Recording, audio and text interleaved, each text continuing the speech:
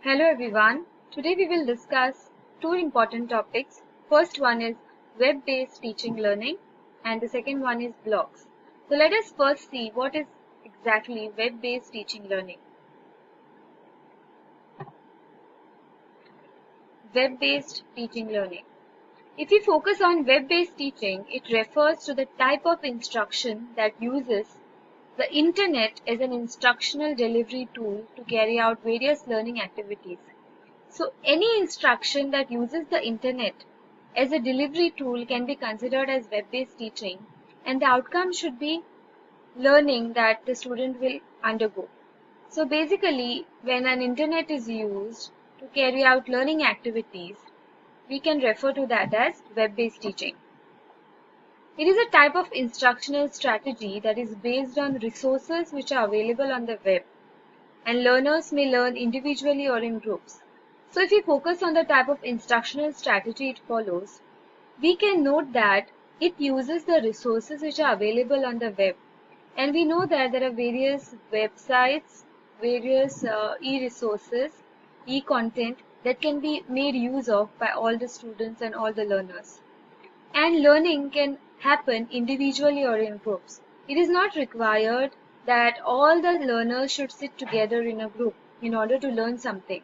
They can also do it individually, as each one will have a same access. Each one will have same access to the content which is available. Or if they want to work in groups, they can also do that. It is a form of education where the resources and student faculty and student interaction take place on the World Wide Web. So it is basically an interaction between all the stakeholders of education, that is students, faculty, sometimes their parents, and each of them have equal access to the resources that are available. And everything that happens here takes place on the World Wide Web. Now there are different types of web-based teaching. First one is pure online learning, a hybrid type of web-based learning, and learning material provided through internet. So if we focus on pure online learning, it means that there is no interaction between the learner and the teacher offline. So whatever instructions and whatever resources that the teacher gives would happen online. A hybrid type would be a combination of online cum offline teaching and learning. And the third one is learning material which is provided through internet. So that is also a kind of web-based teaching wherein there is no interaction, but there is only resources or resource that is provided to the learners. So if you see here, there are various types of learning. So the different types of learning that we can note here are e-videos, blended learning, e-learning, webinars, MOOCs and emails. Now let us see some of the features of web-based learning. The first one is flexibility and time. So as we know that web-based teaching learning is a process which is flexible and has no time constraints. A student can see the videos, watch them at any time and whenever it is flexible and comfortable for them. Training may occur anytime, any place, and that there is internet access. So if a student is having an internet access, it is easier for the student to undergo the training at any time, at any place. Individuals can learn at their own pace, so there is no hurry that they have to follow the teacher's pace. They can learn at their own pace and understand the content. Individuals gain access to colleagues and experts from different geographic locations. Sometimes certain topics need experts' guidance and maybe some inputs from the people who are well-read in that area. Individuals are able to take advantage of lifelong learning without relocating or quitting their jobs. So if a person is into a job, he or she can take advantage of that particular content, of that particular course, and can continue learning lifelong without relocating or quitting their jobs, as we have seen many individuals quitting their jobs in order to undergo on any course. So if we are following web-based teaching learning process, it can help individuals to take advantage of that lifelong learning process. So this was all about web-based teaching learning. Now we will discuss about a very important topic, that is blogs. A blog is a personal online journal that is frequently updated and intended for general public consumption. A blog is a discussion or informal site published on the World Wide Web, which posts typically displayed in reverse chronological order. That is, the most recent post appears first. Now, there are different types of blogs. The first one is personal blogs. Now, the personal blog is an ongoing diary or commentary written by an individual. So, it is a blog wherein a person writes his or her comments or thoughts about a given situation or anything that happens around the world or maybe in the society. And that blog can be considered as a personal blog. The second type is collaborative blogs or group blogs. You can also run a group blog wherein there are various writers. That means more than one individual. If he or she is contributing to the blog, then it can be called as a collaborative blog or a group blog. So it is a type of weblog in which posts are written and published by more than one author. Third one is organizational blogs. These blogs are used internally to enhance the communication and culture in organizations. So we must have seen various organizations having their own blogs, which can be used for various reasons, maybe to enhance communication and culture in the organization, or maybe to improve the publicity, or maybe to publicize the institution by adding some content that will be useful for the people around the world.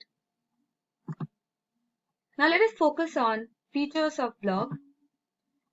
The first one is individual article on the blog are called blog posts or post or entries. So there are various terms that are used while any article is posted on a blog, and the person who posts these entries are called bloggers.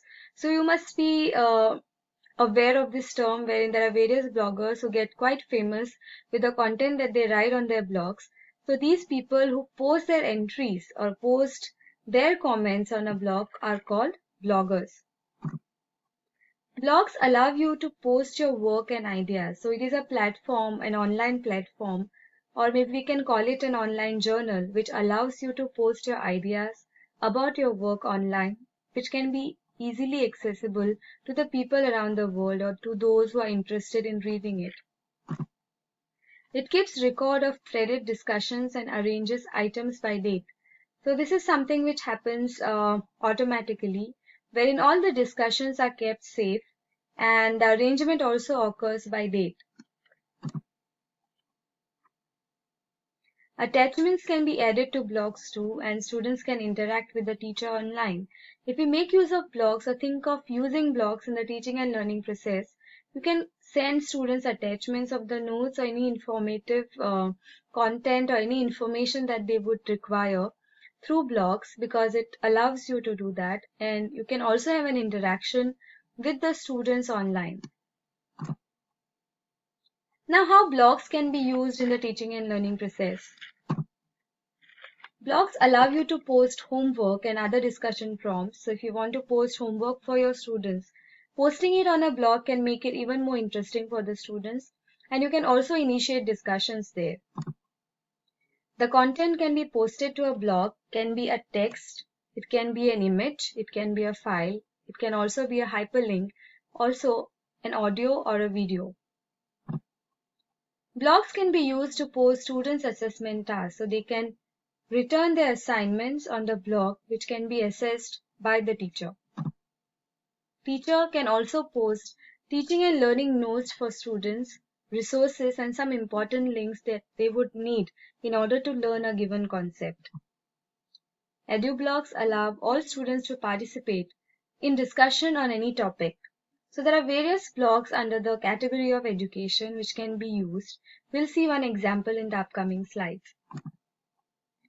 Now, if you see the slide, this is a Gmail account. And if you click on these 9 dots, you will see an app called Blogger. So it is a Google app using which you can create your own personal blog, which you can use for your teaching and learning purpose or otherwise. The only thing that you need to do is you need to create a blog wherein you need to title it, type in the address, and create a blog. The next thing is you can see here an option called New Post. Clicking on that, which will allow you to type some content that you would like to post, and then you can see a page here which allows you to add an image, add a link, a video, text, or anything that you would require for the people to see, and you can post it or publish it here by clicking on this particular button. And you can also save it for further changes if needed. So this was all about web-based teaching, learning, and blogs. If you have any queries related to the topic discussed today, please feel free to type it in the chat box. Thank you.